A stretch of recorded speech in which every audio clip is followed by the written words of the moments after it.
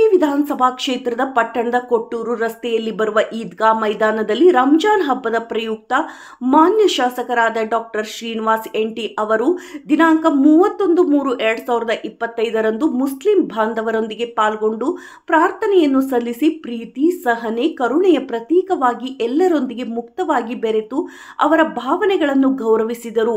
ಮಾನ್ಯ ಶಾಸಕರು ಮಾತನಾಡುತ್ತಾ, ಯಾವುದೇ ಭೇದ ಭಾವ ಇಲ್ಲದಂತೆ ಎಲ್ಲರ ಅಭಿವೃದ್ಧಿಗೆ ಒತ್ತು ಕೊಡುತ್ತೇವೆ ಎಂದು ಹೇಳಿದರು.